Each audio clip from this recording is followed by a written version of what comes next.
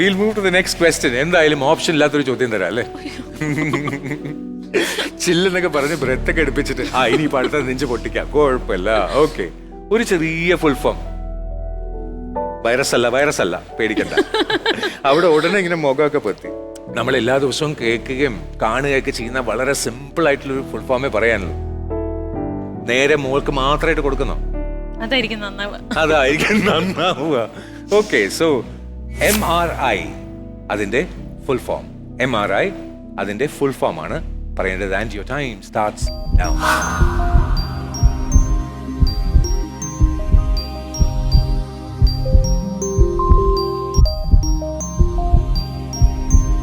നമ്മളിത് എപ്പോഴും കാണുകയും ചെയ്യുന്നൊക്കെ ഇതിന്റെ കൂടെ നമ്മൾ കേൾക്കുന്ന ബോർഡൊക്കെ കാണുമല്ലോ. ബോർഡ് കാണുന്നുണ്ടേ, ഒരിക്കലും അത് And time 5, 4, 3, 2, 1 and time's up. എന്ത് പറ്റി? അത് ശ്രദ്ധിച്ചിട്ടില്ല. ഒരു MRI ഫുൾ ഫോം കണ്ടിട്ടുണ്ട്, പക്ഷെ അത് ശ്രദ്ധിക്കാതെ പോയി. നമ്മളിപ്പോ ഒരു പടമാണ് അതിൽ കിട്ടുകയെന്ന് വെച്ചോ, അതിന് നമ്മൾ ഇമേജിംഗ് എന്ന് പറയും. അത്രയും ഓർക്കാം. എന്ത് ഇമേജിംഗ് ആണത്? ഈ വലിയ 2 മാഗ്നറ്റ്സ് ഇങ്ങനെ കടന്ന് കറങ്ങുന്നുണ്ടാവില്ലേ? അപ്പൊ അപ്പൊ ഈ മാഗ്നറ്റിക് വേവ്സിന്റെ ഒരു റെസനൻസ് കൊണ്ട് ഉണ്ടാവുന്ന magnetic resonance imaging.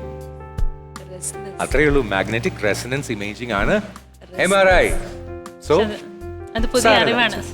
No problem. അപ്പൊ നമുക്ക് അടുത്ത ചോദ്യത്തിലേക്ക് നമ്മൾ പോകുന്നതിന് മുന്നേ ഡാൻസിനോട് താല്പര്യം തോന്നിയ സ്ഥിതിക്ക് ആരായിരിക്കും the kind of stalwart you have in your mind? ഡാൻസിൽ ആരെയാണ് ഇങ്ങനെ അങ്ങനെ കാണുന്നത്? നമുക്ക് അങ്ങനെ ഒരു ആരാധന ഉണ്ടാവില്ലേ?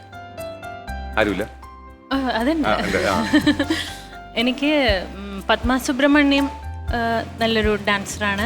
അതേപോലെ അഭിനയങ്ങളൊക്കെ നല്ല ഭംഗിയിൽ നല്ല രസത്തിൽ ചെയ്തതായിട്ട് തോന്നിയിട്ടുണ്ട്. ഒരിക്കൽ ഡോക്ടർ പത്മ സുബ്രഹ്മണ്യം കാഞ്ചി അവിടെ മഠാധിപതിയായ ചന്ദ്രശേഖരൻ സരസ്വതിനെ കാണാൻ പോയി. അദ്ദേഹം മൗനമായിരുന്നു അന്ന്. അപ്പൊ ദൂരേന്ന് കാണിച്ചു അത്രേ ഇങ്ങനെ. അപ്പൊ Padma Subrahmanyam.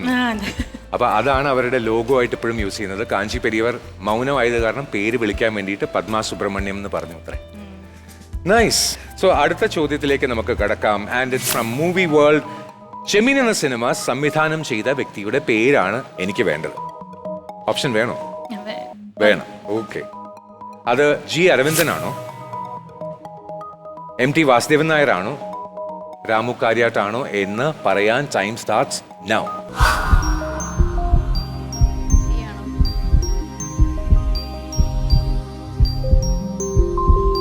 Ramu Kariat. Sure. Fix. Stop.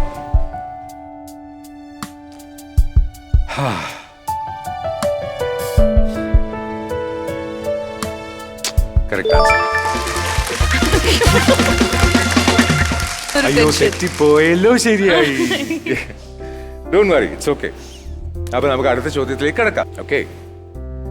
Indian space research organisation ISRO അതിന്റെ ആസ്ഥാനം ഹെഡ് ക്വാർട്ടർ എവിടെയാണ്? ഇന്ത്യൻ സ്പേസ് റിസർച്ച് ഓർഗനൈസേഷന്റെ ഹെഡ് ക്വാർട്ടർ എവിടെയാണെന്നാണ് ചോദ്യം. Is it Trivandrum, Mumbai or Bangalore? And your time starts now.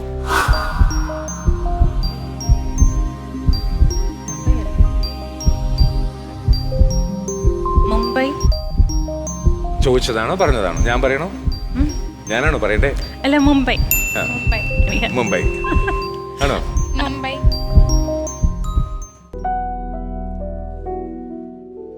അങ്ങനെയൊക്കെ ഫിക്സ് ചെയ്ത് പറയുമ്പോഴാണ് എന്താ പറയാ, തെറ്റിയിരിക്കണം.